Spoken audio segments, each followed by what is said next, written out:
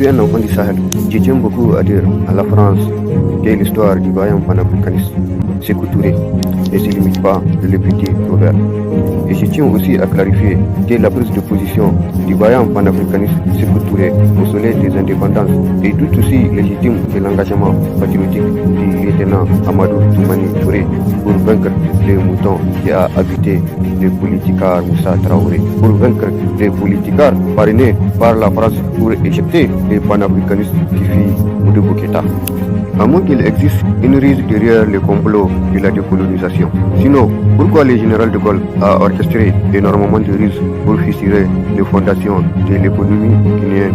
pour ainsi porter atteinte à l'intégrité de cette jeune nation qui fut jadis la capitale des grands empires ouest-africains, avant la barbarie et la sauvagerie de la colonisation. Je tiens aussi à dire à la France démocratique que j'ai aimé les bras de fer entre le gouvernement français et Hissène Habré, et beaucoup plus que les 32 années de régime antidémocratique du mouton militaire tchadien avec ses politicards qui ont trépassé sans gloire dans les couloirs de l'Élysée. 32 années de despotisme et d'allégeance du gouvernement tchadien au gouvernement français. 32 années de régime dictatorial béni par la France et béni par tous les chantres de la démocratie en Afrique comme en Europe, comme avec la politique du mouton camerounais, tout comme avec la politique du mouton qui a sacrifié le comité national révolutionnaire de la patrie des hommes intègres, tout comme avec le gémophotisme du mouton qui a sacrifié le premier gouvernement démocratiquement élu par le peuple nigérien en 1993, et tout comme avec la politique chaotique du mouton qui a sacrifié les Zaïre tout en livrant les panafricanistes Lumumba à la Syrie qui s'est chargé de laver les reins sales de la machine colonialiste de la Belgique à l'aube de l'indépendance de la République démocratique du Congo. Et même si la proclamation de la Commission électorale africaine est loin de faire l'unanimité chez tous les esprits avertis de la démocratie divertissante et incessante de l'Afrique. Après tout, tous les cadres de concertation internationale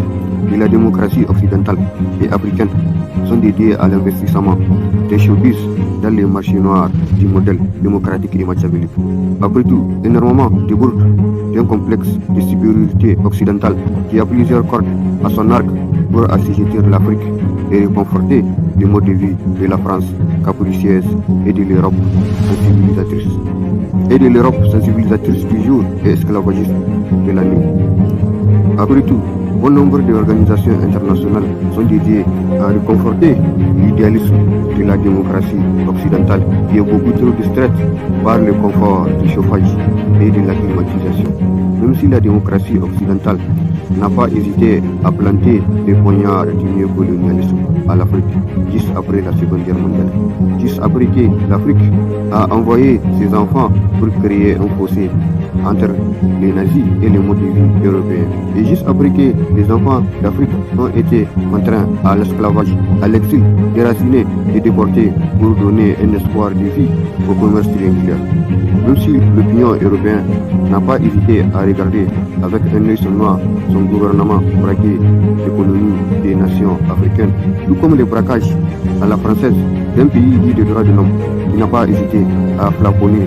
l'économie des 14 pays de l'Afrique à travers le cancer du franc CFA.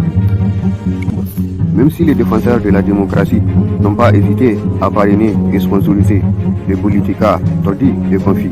les politicards cancéreux et désastreux, ils n'hésitent jamais à rester fichés comme un sac dans les palais présidentiels pendant que la France et l'Europe pillent l'Afrique, pendant que le néocolonialisme français et européen ne cesse d'escalader les nations africaines pour fouiller et fouiller dans le monde de recoins pour satisfaire les caprices européens.